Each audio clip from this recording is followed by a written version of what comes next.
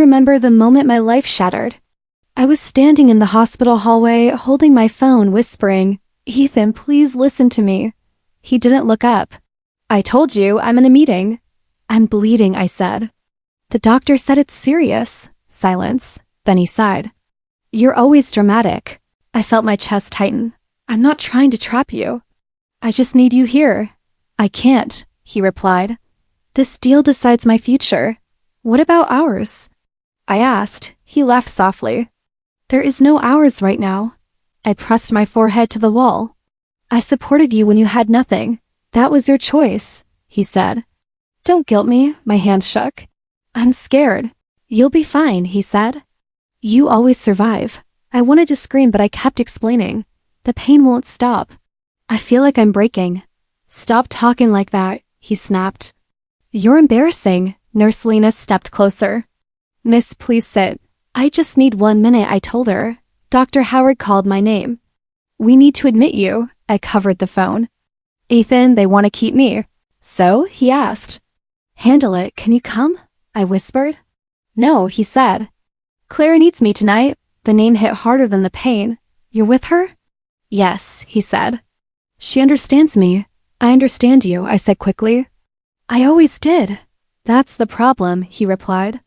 "You understand too much." Tears blurred my vision. "I gave you everything." "I didn't ask for it," he said. "I asked for peace." "I'm in pain," I said. "And I'm tired," he replied. "Stop making everything about you." My knees weakened. "Please don't leave me like this." "I already have," he said. "Take care of yourself." The call ended. Nurse Lena caught my arm. "You're pale."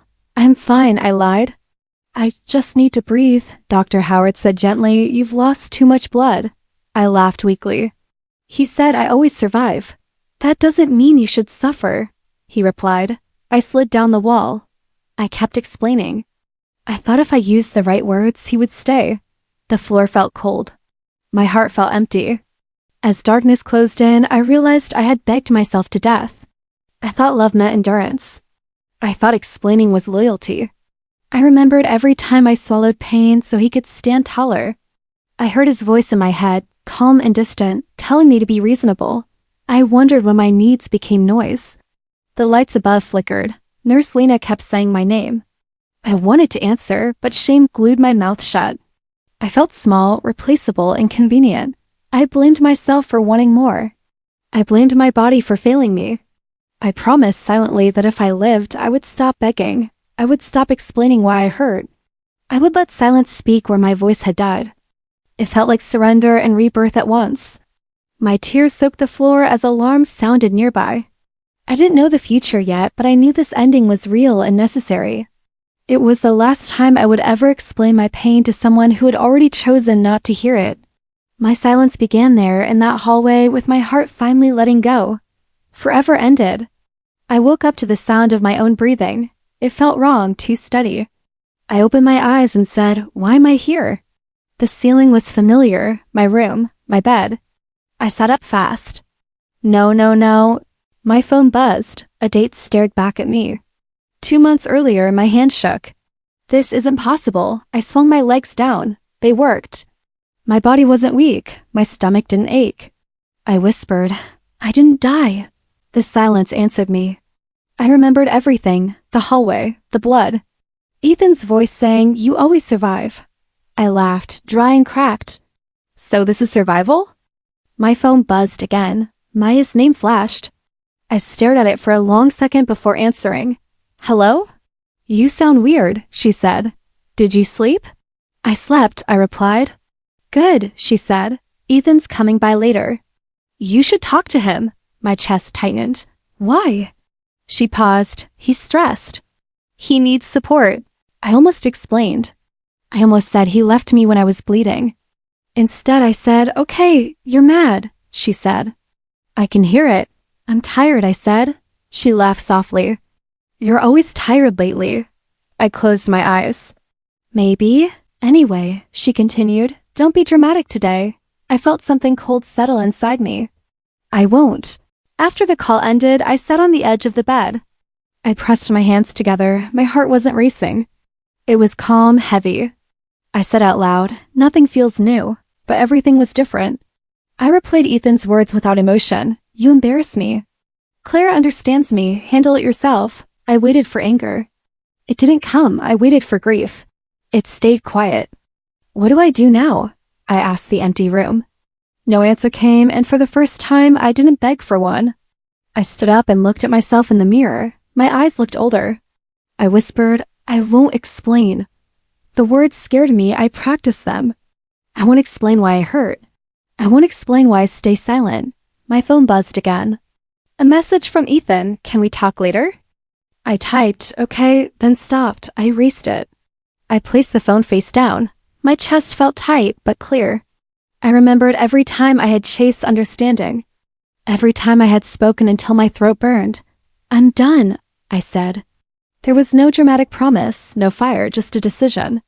I lay back down and stared at the ceiling. If I was given this life again, I would live it quietly. I would stop explaining my pain to people who already chose not to hear it. I closed my eyes and let the silence settle. This time I would let it protect me. I breathed slowly and listened. Nothing demanded me. No voice asked me to prove anything. I felt fear, but it didn't rule me. I felt sadness, but it didn't drown me. I understood then that silence was not weakness. It was a boundary.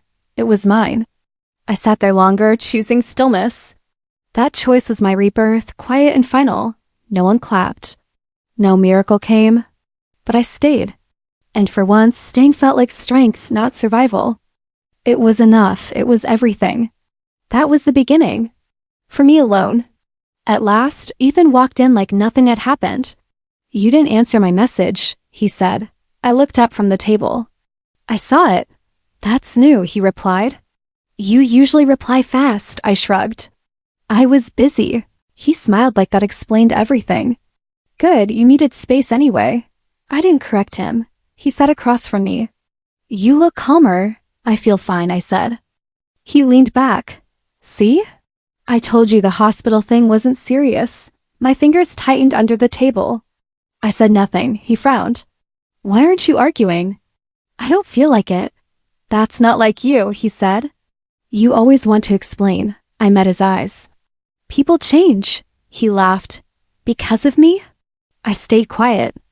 That silence, he said. It's a little dramatic.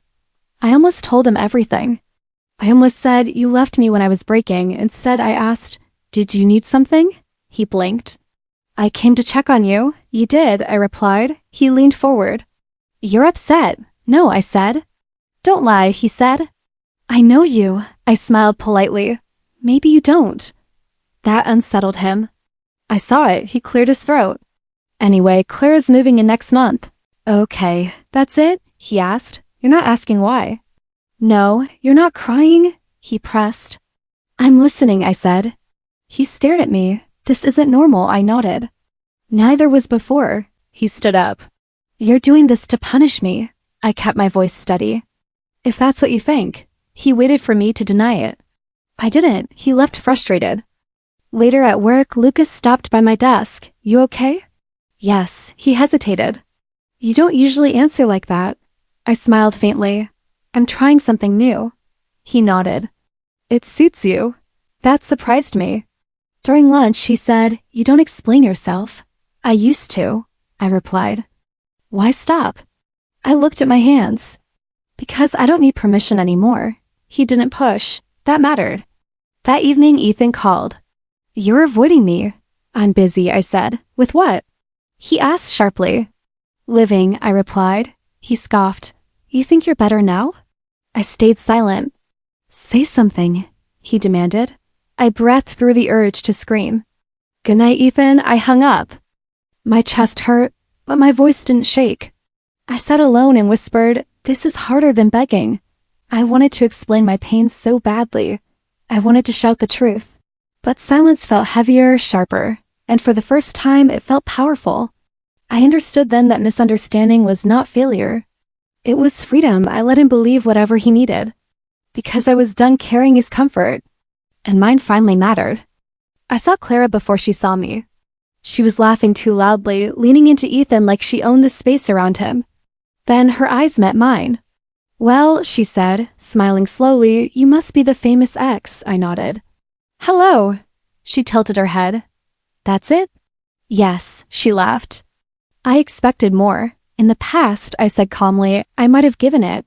Ethan shifted. Clara, don't start. She ignored him. So you're not angry? No, not jealous? She asked. No, her smile twitched.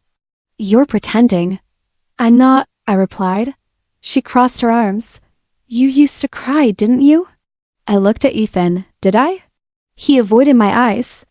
Claire stepped closer. He told me you begged a lot. I did, I said. She smirked.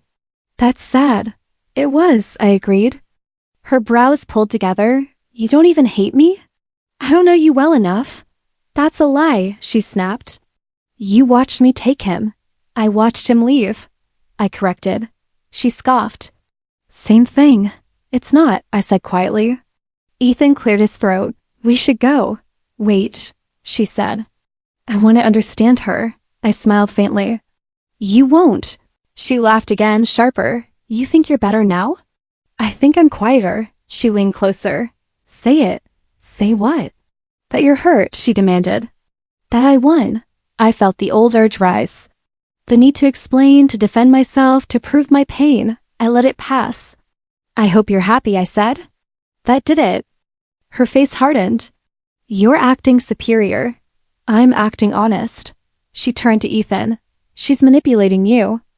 He rubbed his temple. Can we leave? She snapped. She wants attention. I met her eyes. If I wanted attention, I'd be louder. Silence fell between us.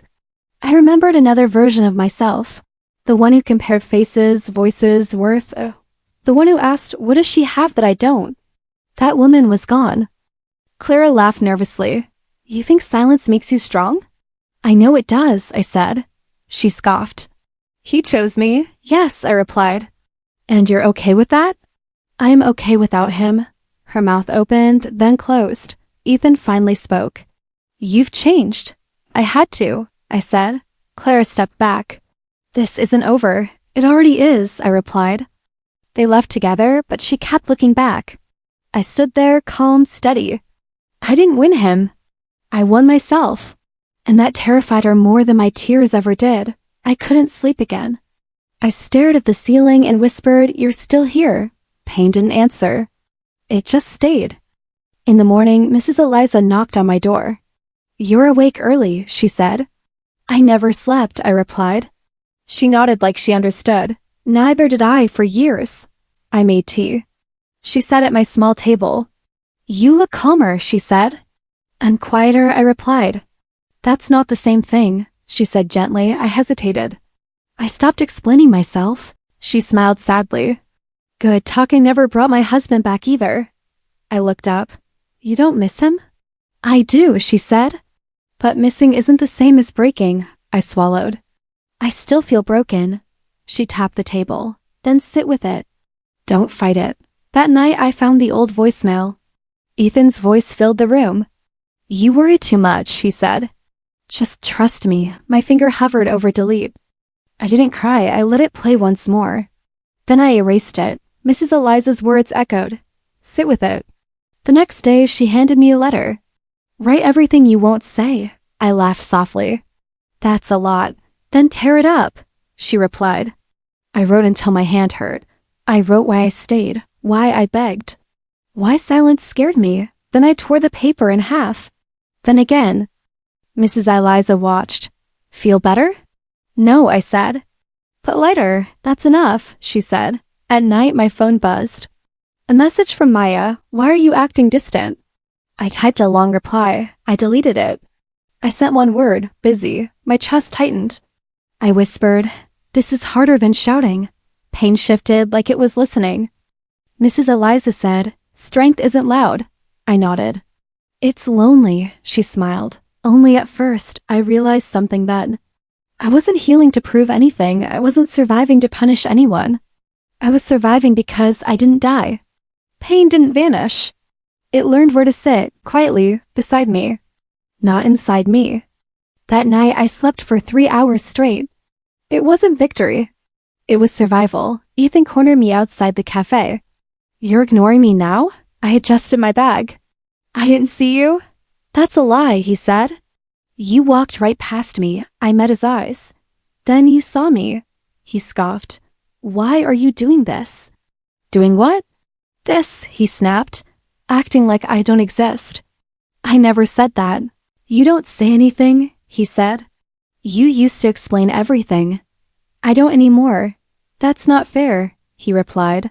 I tilted my head. Fair to who? To me, he said quickly. I stayed quiet. He ran a hand through his hair. You're punishing me. If that's how it feels, I said. That's not my intention. Then what is? He demanded. I shrugged. I don't owe an explanation. His jaw tightened. You sound cold. I feel calm, I replied. That's worse, he said. At least anger means you care. I looked at him steadily. Silence means I'm done explaining. He laughed without humor. You think this makes you strong? I don't think about it, I said. I just live. He stepped closer. Say something real. This is real. No, he said. Real is crying. Real is begging. I already did that, I replied. It didn't help. He stared at me, eyes searching. What did I do to you? I almost answered. My mouth opened, then closed. I shook my head. You know? He slammed his palm against the wall. I don't. You don't want to, I said softly. That made him flinch. Lucas walked up then. Everything okay? Ethan turned. Who's this? A colleague, I replied. Lucas looked at me. You ready to go? Yes, I said. Ethan laughed sharply. So now you have replacements? Lucas stayed calm. I'm not replacing anyone, Ethan sneered. She's fragile. Lucas looked at me, not him. She seems steady. That silence hit harder than words. Ethan pointed at me. Tell him who you really are. I didn't move. He's listening without demanding proof. Ethan's voice rose. You're twisting things. I'm standing still, I said. He stepped back, breathing fast. You're different. Yes. And you won't tell me why, he said. No, Lucas said gently. You don't have to explain. I nodded. I know. Ethan laughed again, wild this time. You're turning everyone against me. I didn't say anything, I replied. That's the problem, he said. Lucas opened the car door. Let's go. As I walked away, Ethan shouted, You think silence makes you innocent? I turned once. It makes me free. The door closed. Inside the car, my hands trembled. Lucas noticed. You okay? I wanted to scream, I admitted. But you didn't, he said. I chose not to, I replied. He nodded. That's strength. I leaned back, breathing slowly. Ethan's voice echoed in my head, desperate and loud. Mine stayed quiet. And for the first time, his chaos didn't touch me. I heard the rumors before anyone told me directly. Did you hear about Ethan? Someone whispered behind me. I kept walking. Another voice said, He snapped at the meeting. I heard he missed a deadline. Someone else added. I didn't turn around. At lunch, Maya sat across from me. People are talking. I stirred my food. About what? She lowered her voice. About him. I looked up. And? She frowned. You don't care? I didn't start it, I said. That's not what I meant, she replied. They think you know something. I don't, I said honestly. Maya studied my face. You've changed. I keep hearing that. You're not defending him, she said. You used to? I don't defend people who can speak for themselves. Her lips pressed together. That sounds cold. It's quiet, I replied. Across the room, Clara laughed too loudly. She kept glancing my way. Later, she cornered me near the hallway. What did you say? I blinked. To who? Don't play innocent, she snapped. Everyone's looking at him differently. I didn't say a word, I replied. She crossed her arms. You don't have to. Your silence says enough. I don't control what people assume, I said. She leaned closer. You enjoy this. I shook my head. I barely noticed it. That was a lie. I noticed everything. I just didn't touch it. Ethan called that night. Are you telling people things? No. Then why are they asking me questions? He demanded. I don't know, I replied. You always know, he said. You're doing this. I'm living, I said. The rest isn't mine. He exhaled sharply. You want me to fall apart. I want peace, I replied. He laughed bitterly. You're letting them think I'm the problem. They're watching your behavior, I said. Not my silence, he went quiet. Say something good about me. I closed my eyes. I won't lie. The line went dead. The next day, Maya avoided my eyes. Clara snapped at everyone. Ethan showed up late again.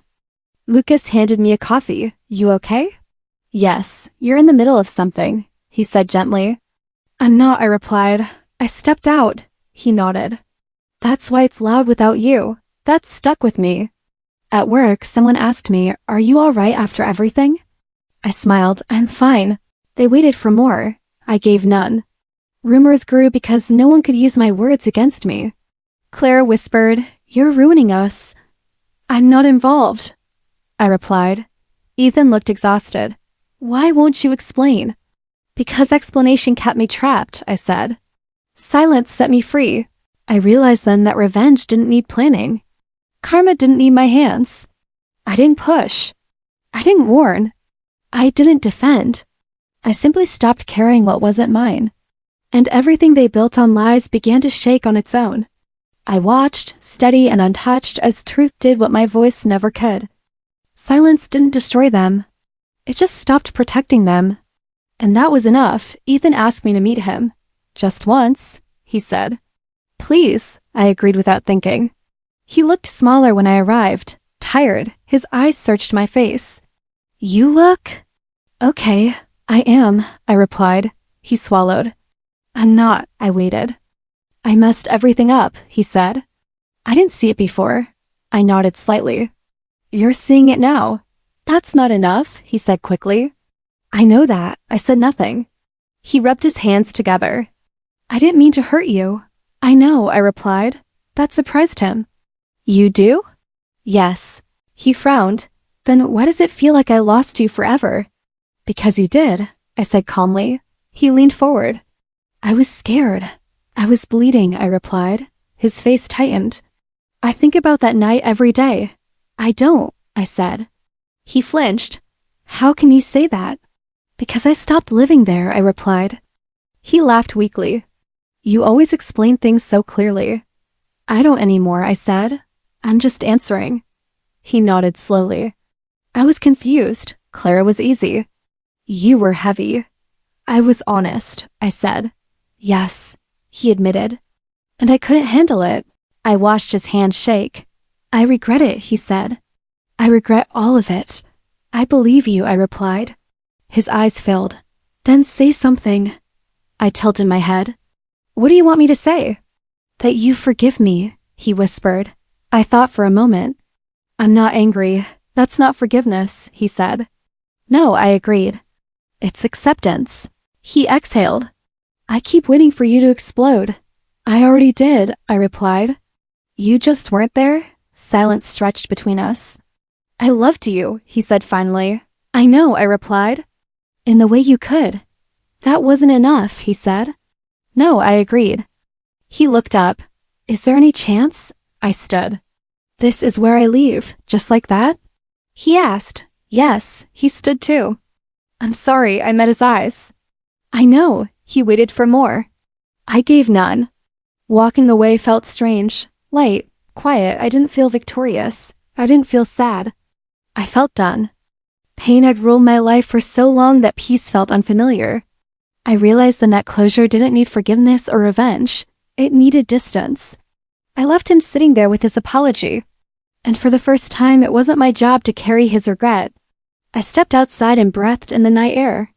It didn't hurt. It didn't heal. It simply was. And that was enough for me to keep walking without looking back, without explaining why. I woke up and stretched, noticing the sunlight across my floor. Another day, I whispered. For me, Lucas appeared at my doorstep with coffee. Morning, he said. Morning, I replied, taking the cup. You're quiet today, he noted. I'm focused, I said. He raised an eyebrow. Focused on what? Life, I replied. On me, he smiled softly. That sounds healthy. I'm learning it's necessary, I said.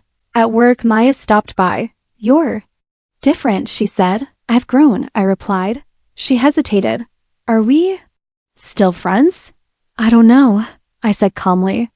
Maybe not, she nodded. I understand, she said, though I doubted it. Later, I rearranged my small apartment. Boxes of books, journals, and art supplies surrounded me.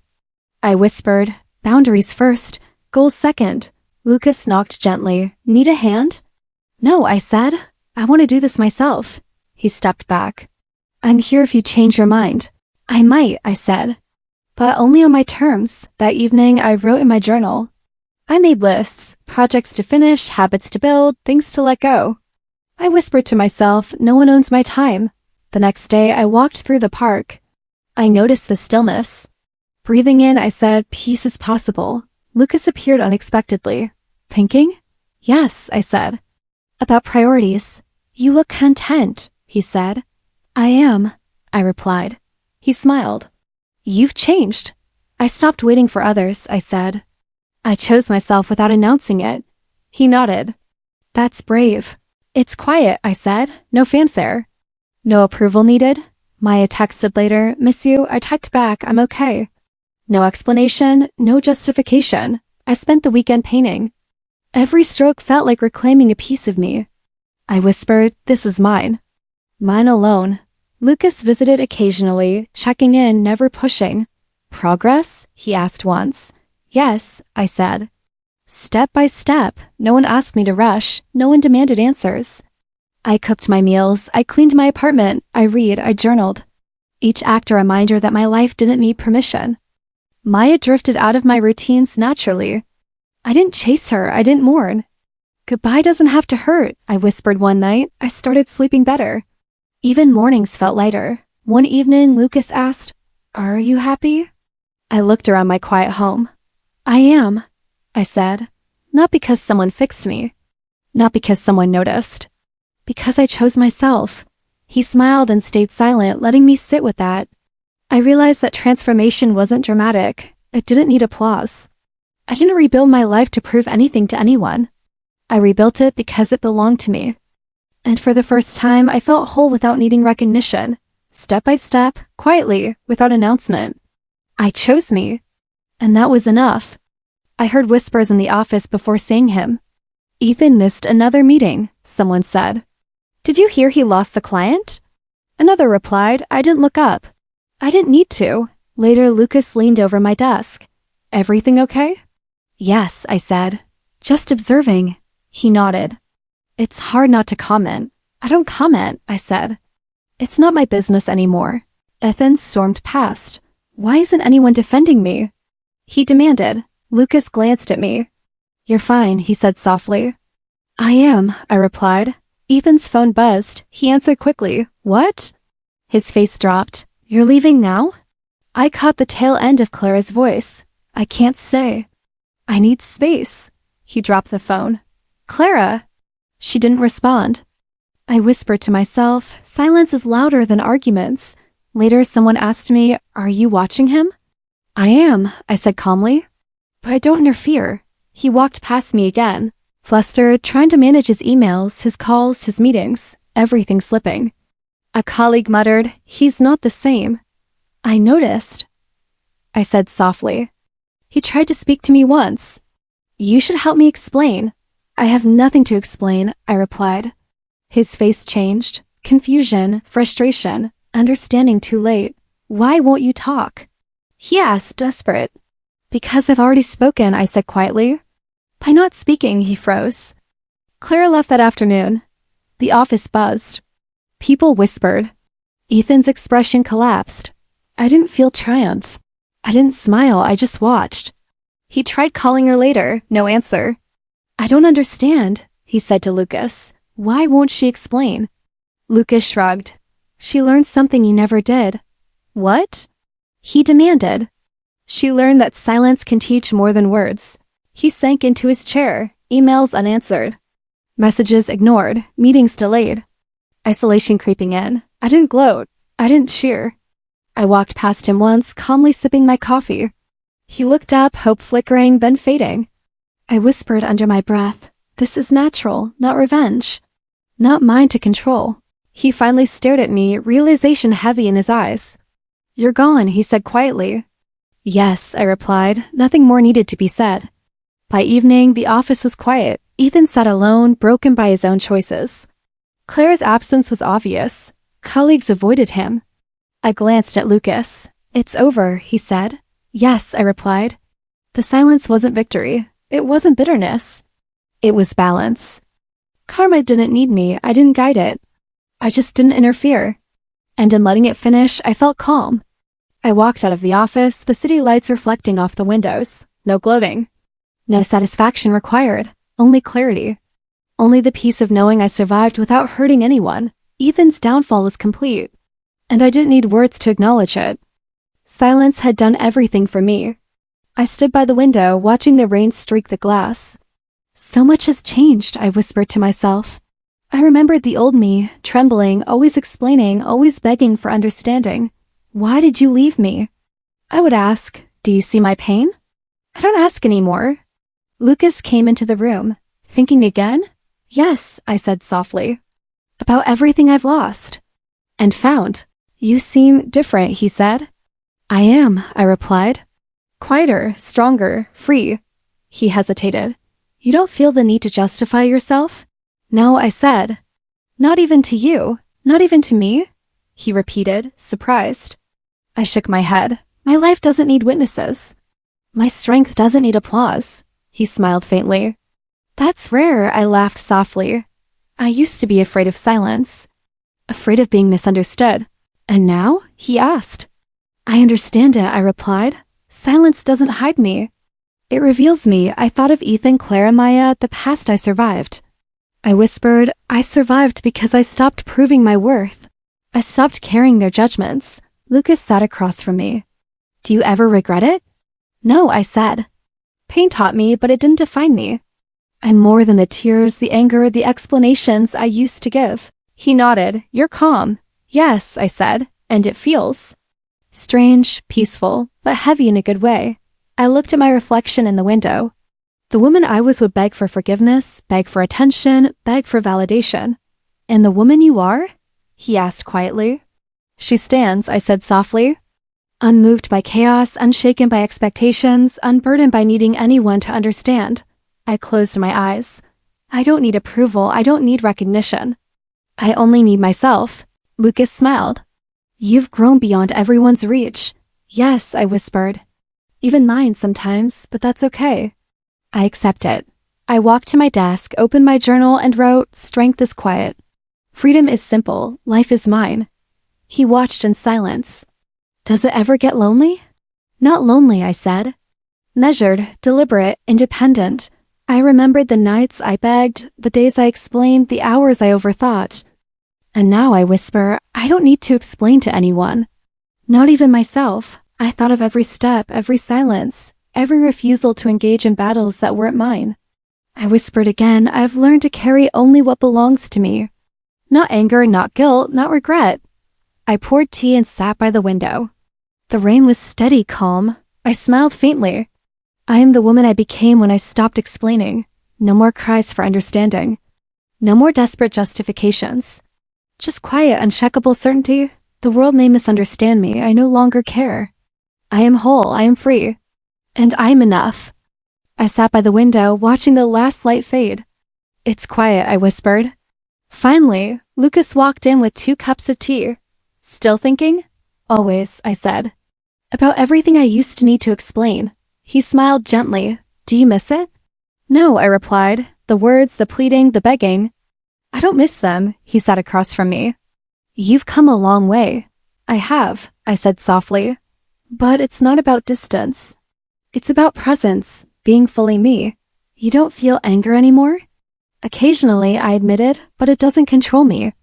It passes quietly like a shadow at dusk. Lucas nodded. So silence isn't a shield? No, I said. It's not a weapon, not a defense, it's just me, full, whole. I thought of Ethan, Clara, Maya, and every person I once let dictate my voice. I used to speak for them, I whispered. Explain for them. Carry their confusion as my burden. You don't anymore, Lucas said. No, I replied.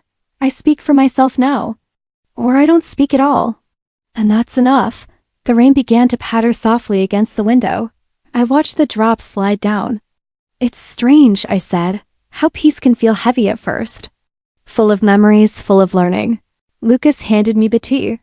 Do you regret anything? Not a thing, I said. Every heartbreak, every betrayal, every sleepless night, they built me. Not the person I thought I wanted to be, but the one I needed to become. He looked at me with quiet understanding. You're not the same woman they knew. No, I said. I'm not. And I don't need them to know me anymore. A soft smile crossed my face. I finally understand that silence isn't absence. It's presence, presence of self. Presence of growth. Lucas nodded. That's rare clarity. I lifted my cup. To silence, then. To silence, he echoed. I took a sip and set it down.